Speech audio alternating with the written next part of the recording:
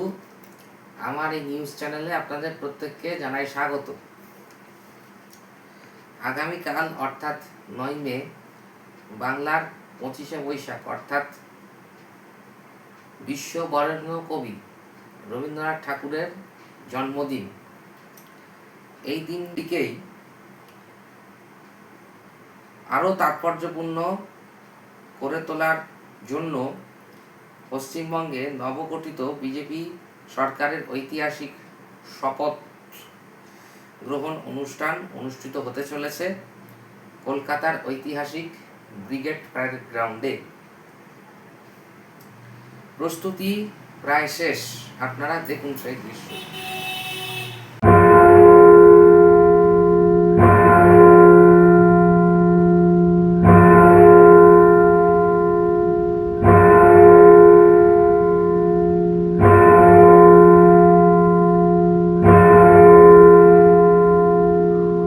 Brigade parade গ্রাউন্ডের দিকে সবার নজর, গোটা রাজ্যের পাখির চোখ, গোটা দেশের পাখির চোখ। কারণ আগামীকাল ঠিক সকাল 11টায় দেশের প্রধানমন্ত্রী নরেন্দ্র মোদী, দেশের স্বরাষ্ট্রমন্ত্রী অমিত শাহ, 20টি রাজ্যের মুখ্যমন্ত্রী, রাজ্যের মহামহিম রাজ্যপালের উপস্থিতিতে আজ সন্ধ্যের মধ্যে ঘোষিত হয়ে যাওয়া নতুন মুখ্যমন্ত্রী এবং তার ক্যাবিনেট তারা শপথ নেবেন। এই মুহূর্তে আমরা ব্রিগেড প্যারেড গ্রাউন্ডের একেবারে চূড়ান্ত বা শেষ মুহূর্তের প্রস্তুতির নানা দিক দেখাবো দর্শকদের। প্রথম যে প্রস্তুতির ছবি দেখাচ্ছি, এখানে একটা রাস্তা তৈরি হচ্ছে। কি দিয়ে তৈরি হচ্ছে? রাস্তাগুলো তৈরি হচ্ছে কংক্রিটের ব্লক দিয়ে। কেন না, আমরা জানি বিগত 5 থেকে 7 দিন ধরে কলকাতা শহরে এক নাগাড়ে বৃষ্টি হয়েছে। এই অবস্থায় প্রধানমন্ত্রী, স্বরাষ্ট্রমন্ত্রীর কনভয় সরাসরি ঠিক সামনে যে হ্যাঙ্গার দেখা যাচ্ছে সেই হ্যাঙ্গার পর্যন্ত যাওয়ার ক্ষেত্রে যে রাস্তার ইতিমধ্যেই প্রায় 60 থেকে 70% তৈরি হয়ে গেছে, বাকি 30% তৈরি করে ফেলা হবে আজ বিকেলের মধ্যেই। এরপর এই রাস্তা এখান দিয়েই ভিভিআইপি প্রোটোকলে নিশ্চিদ্র নিরাপত্তার বেষ্টনীর মধ্যে কনভয়গুলি সরাসরি পৌঁছে যাবে মঞ্চ পর্যন্ত। ব্রিগেড প্যারেড গ্রাউন্ডে সব মিলিয়ে 3টি বড় বড় হ্যাঙ্গারের ব্যবস্থা করা হয়েছে। হ্যাঙ্গার নাম্বার 1 ঠিক ক্যামেরার সামনে, যেখানে সরাসরি থাকছেন প্রধানমন্ত্রী, স্বরাষ্ট্রমন্ত্রী, রাজ্যের নতুন মুখ্যমন্ত্রী, ক্যাবিনেটের 3 জন গুরুত্বপূর্ণ সদস্য, বিজেপি সভাপতি শ্রমিক ভট্টাচার্য সহ আরও বেশ কিছু গুরুত্বপূর্ণ ব্যক্তিত্ব। তার ঠিক পাশে ক্যামেরার বাঁদিকে হ্যাঙ্গার নাম্বার 2, সেখানে থাকছেন বিশেষ আমন্ত্রিত অতিথি, যার মধ্যে উল্লেখযোগ্য দেশের 20টি রাজ্যের মুখ্যমন্ত্রী এবং তার সঙ্গে বিজেপি রাজ্য কমিটি বা রাজ্য নেতৃত্বের তরফ থেকে আমন্ত্রণ পেয়েছেন এরকম অন্তত 100রও বেশি বিশিষ্ট ব্যক্তিত্ব। এবং তার সঙ্গে সঙ্গে অবশ্যই একটা বৃষ্টির ভ্রুকুটি থাকছে। আবহাওয়া দপ্তরের পূর্বাভাস অনুযায়ী এমনকি শপথ গ্রহণ অনুষ্ঠান চলাকালীনও বৃষ্টি হতে পারে, এমন আশঙ্কা উড়িয়ে দেওয়া যাচ্ছে না।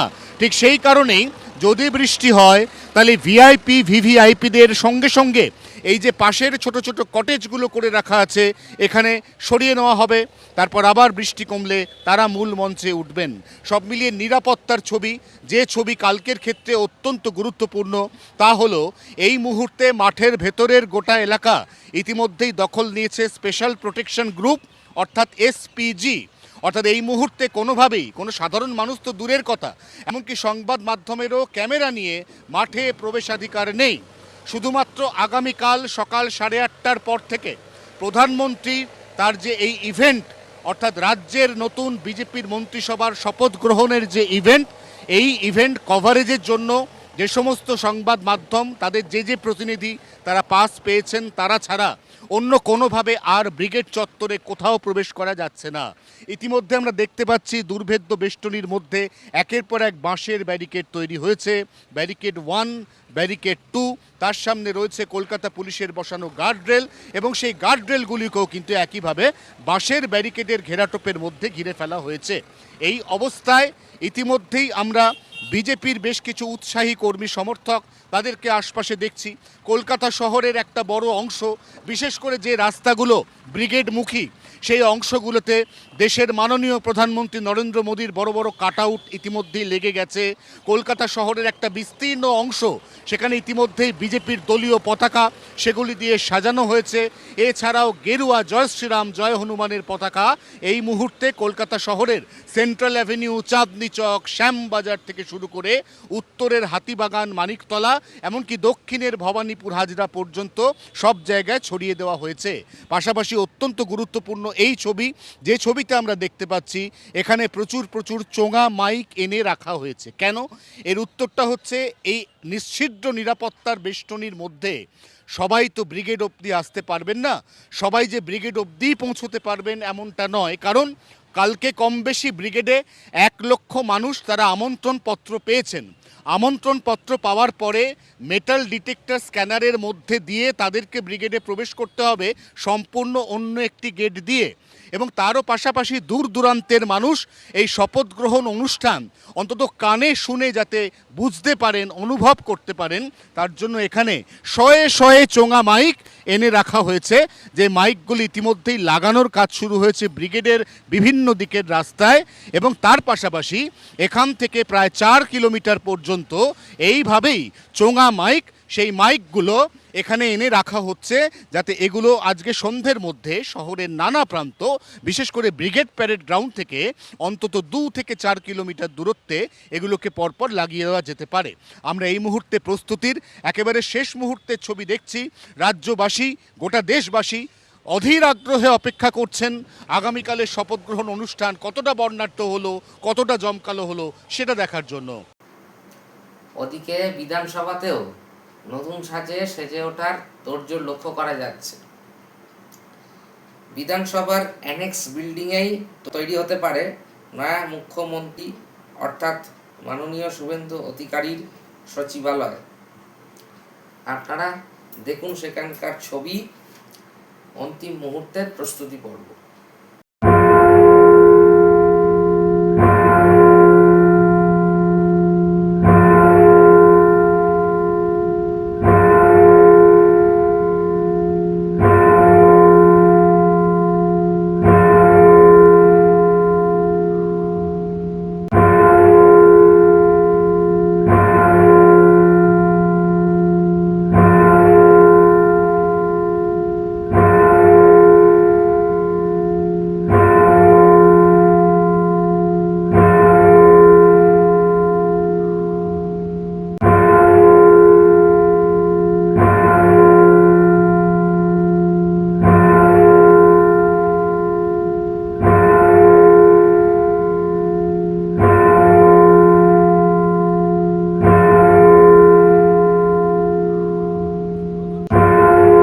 সরকার গঠনের সাথে সাথে চূড়ান্ত ব্যস্ততা শুরু হয়ে গিয়েছে রাজ্য বিধানসভার অন্দরেও। তার কারণ রাজ্য বিধানসভার যে অ্যানেক্স বিল্ডিং রয়েছে, জানা যাচ্ছে সেখানেই নয়া মুখ্যমন্ত্রী সচিবালয় হতে চলেছে। নয়া মুখ্যমন্ত্রী সচিবালয় যেখানে হবে, যেটি বিধানসভার অন্দরে প্লাটিনাম জুবিলি মেমোরিয়াল বিল্ডিং বলে পরিচিত, যেখানে মূলত এতদিন পর্যন্ত বিধানসভার বিভিন্ন অনুষ্ঠান এবং লাইব্রেরি ছিল। তো সেখানেও একাধিক ঘর রয়েছে যেখানে মুখ্যমন্ত্রী সম্ভবত 3য় তলায় তিনি বসতে চলেছেন এবং সেখানে অডিটোরিয়াম, আলাদা মিটিং করার জায়গা, সমস্ত ব্যবস্থা রয়েছে। এবং সেখান থেকে বিধানসভার যে পুরনো বিল্ডিং সেখানে আসতেও একদম অত্যন্ত কম সময় লাগবে। দেখতে পাওয়া যাচ্ছে যে বিল্ডিং এর মধ্যে বা সামনেও চূড়ান্ত ব্যস্ততা রয়েছে। সামনের যে লন সেটা যখন পরিষ্কার করার কাজ চলছে, সেখানে পূর্ত দপ্তরের যারা রয়েছেন তারা, নিরাপত্তার দায়িত্বে যারা রয়েছেন তারা বারবার করে কাজ করছেন। আর এখানে যেটাকে আমি জানিয়ে রয়েছি সেটা হচ্ছে বিধানসভার পুরনো ভবন, যেখানে অধিবেশন চলে এবং এখানেও একাধিক মন্ত্রীদের ঘর রয়েছে। সেই ঘরগুলোকে পরিষ্কার করা হচ্ছে। স্পিকারের ঘর, ডেপুটি স্পিকারের ঘর, চিফ হুইপের ঘর, সেগুলিকেও খুলে পরিষ্কার করা হচ্ছে। এবং সব থেকে আশ্চর্যের, 2022-এর 22শে জুলাইয়ের পর থেকে যে ঘর বন্ধ ছিল, তার প্রাক্তন মন্ত্রী পার্থ চট্টোপাধ্যায়ের যে ঘর, সেই ঘরও খুলে পরিষ্কার করা হয়েছে এবং সেটি বিধানসভাতে মুখ্যমন্ত্রীর যে ঘর রয়েছে তার একদম পাশে। ফলে আগামী দিনে সেই ঘর নতুন কোনো মন্ত্রী তিনি পান নাকি বিধানসভার অধিবেশন কক্ষের পাশে মুখ্যমন্ত্রী যেখানে বসতেন বহু বছর ধরে, তার গা লাগোয়া এই ঘরকে মুখ্যমন্ত্রীর কোনো অফিস হিসাবে ব্যবহার করায় সেদিকেও দেখায়।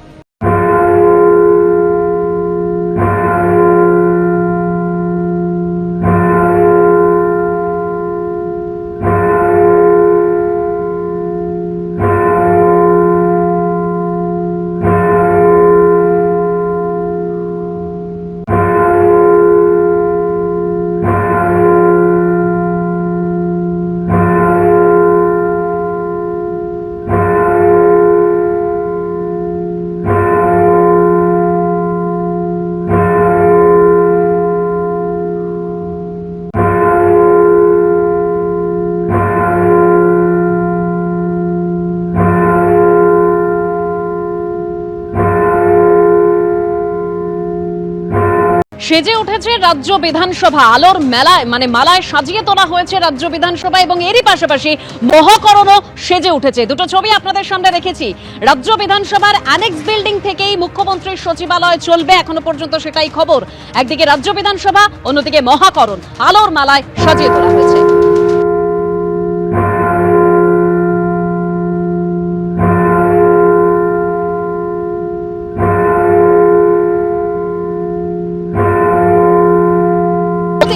আজ এই শুভেন্দু অধিকারীর নাম ঘোষণার সময়, অর্থাৎ মুখ্যমন্ত্রী হিসেবে তার নাম ঘোষণার সময় অমিত শাহ তিনি বাংলার মানুষকে কোটি কোটি ধন্যবাদ জানিয়েছেন। কি বলেছিলেন তিনি?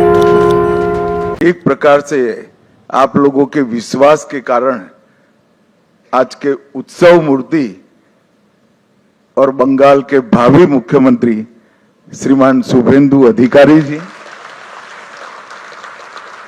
मंच पर मेरे सभी वरिष्ठ राज्य और केंद्र की टीम के साथीगण, और आज जिसको देखकर मन, आत्मा, शरीर सभी के अंदर खुशी की लहर दौड़ती है। इतना बड़ा विधायक दल भारतीय जनता पार्टी का आज हमारा है। वो सभी नवनिर्वाचित विधायकों को मेरा प्रणाम, राम राम। कवि गुरु की ये पंक्तियां सच होती दिखाई पड़ रही है। चित्त जेठा भय शून्य, उच्च जेठा सिर। जहां मन भय मुक्त हो और सिर गर्व से ऊंचा हो, ऐसे बंगाल का रास्ता आज प्रशस्त हो चुका है और बंगाल उस रास्ते पे चल। 5 दशक का लंबा समय लोकतंत्र की दृष्टि से, कानून और व्यवस्था की दृष्टि से, बंगाल के अर्थतंत्र के ह्रास की दृष्टि से और बंगाल के विकास में शून्य गति, नेगेटिव गति देने की दृष्टि से बंगाल के लिए एक दुस्वप्न जैसा हुआ है। और हम सबका दायित्व है कि मोदी जी ने जो वादा दिया है बंगाल की जनता को, इसको पूरा करने के लिए हम हमारा सर्वश्रेष्ठ बंगाल की जनता को अर्पित करें, समर्पित करें। जिस प्रकार का माहौल कम्युनिस्टों के समय से यहां पर बनाया जाता था, ममता जी ने इसको और गहरा तरीके से भय में परिवर्तित किया। वहां मत की अभिव्यक्ति लगभग असंभव थी। सैकड़ों उदाहरण हिंसा के, क्रूरता के, उसके बीच में भारतीय जनता पार्टी और हमारे नेता नरेंद्र मोदी पर भरोसा कर बंगाल की जनता ने जो प्रचंड विजय हमें दी है, इसके लिए मैं बहुत बहुत धन्यवाद करता हूं। मैं पार्टी की ओर से यह भी कहना चाहता हूं